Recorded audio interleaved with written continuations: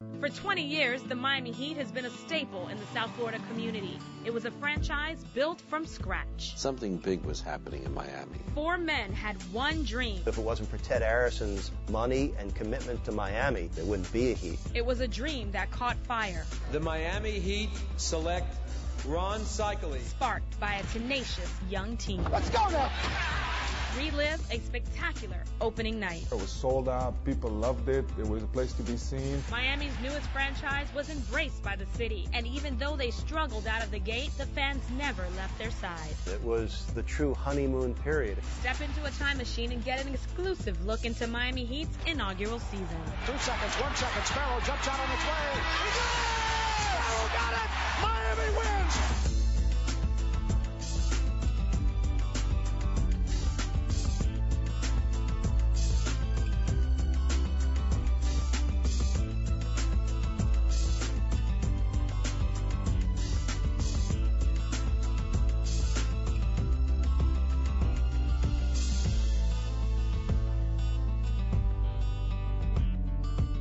Hi, everyone, and welcome to a very special edition of Inside the Heat. I'm Eric Reed. This 2007-2008 season marks the 20th anniversary of the Miami Heat. So this is our opportunity to honor and reflect on 2 decades of Heat basketball and tell the story of how a professional basketball team helped rejuvenate a city. Where do we begin? How about before it all came true? Long before there was Shaq and Wade, there was a dream of what downtown Miami could be and how the NBA could help make that happen. There were men with vision and passion who made sure it did. One man mattered more than all the rest.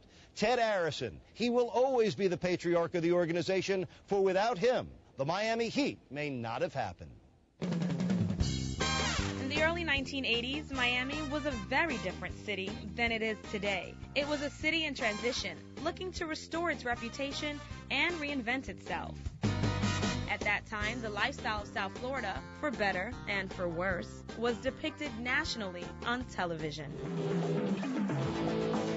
A hot place to be for a tourist, but if you lived here and were a sports fan, your local options were limited. Miami was a one-sport town.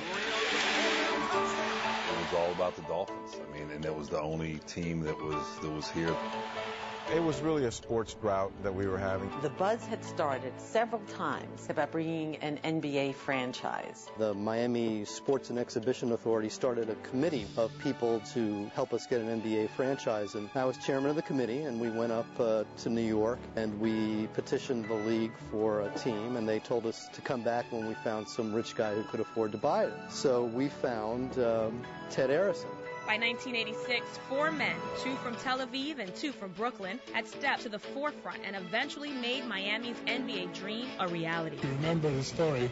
Ted Arison was a devout philanthropist to the city of Miami and cared immensely about its growth. The founder of Carnival Cruise Lines was recruited by fellow Tel Aviv native Zev Buffman to be a part of the ownership group. If you want to talk about a person who was a visionary, it was Ted. He was sold on what professional basketball could do to help embellish Miami as a first-class city. And, he took that chance and did it. A good friend of Ted Arison, Zev Buffman, was responsible for bringing the ownership group together. Zev was a vibrant and extroverted man who produced award-winning Broadway shows. The rewards of being involved in a sports team are so enormous. They're bigger than any Broadway show, than any 5 Broadway shows I've ever experienced in my whole life. The first showman was Zev Buffman, who was behind this movement to bring NBA basketball to South Florida. It was Billy Cunningham that brought basketball credibility to this ownership foursome. Elected to the Hall of Fame in 1986, 10 years later, he was named one of the 50 greatest players in NBA history. I wouldn't be sitting here with Zev Buffman if I hadn't made a commitment, and I know Zev has, is to do whatever in our power to get that NBA franchise here. The 4th piece of the ownership group was Louis Chaffel,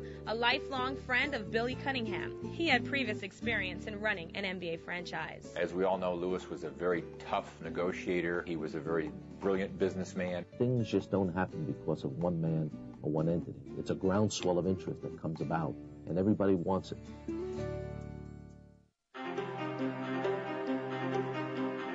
Something big was happening in Miami. Something big in terms of the revitalization of the city. On August 4th, 1986, ground was broken for the Miami Arena in the heart of Overtown.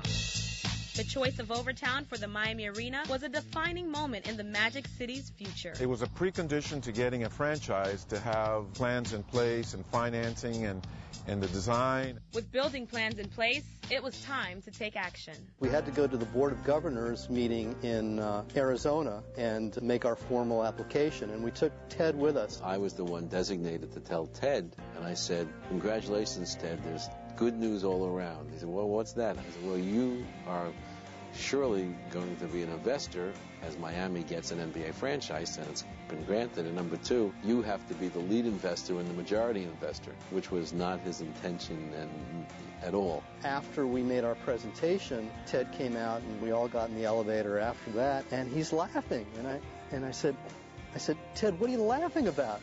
And he said, "I don't even like basketball." I'm not sure he wanted to own a basketball franchise. He was not really a sports fan and not really that interested, but he did it more for community interest than anything else. If it wasn't for Ted Arrison's money and commitment to Miami, you wouldn't be there. There wouldn't be a Heat. The first two teams will be Charlotte, North Carolina, and Miami, Florida. I will never forget Billy Cunningham and Lucia Fell running out of this hotel going, "We have the team." The Heat come here, and all of a sudden, we became Major League. With the guarantee of an NBA team, the building of the arena downtown would come to fruition.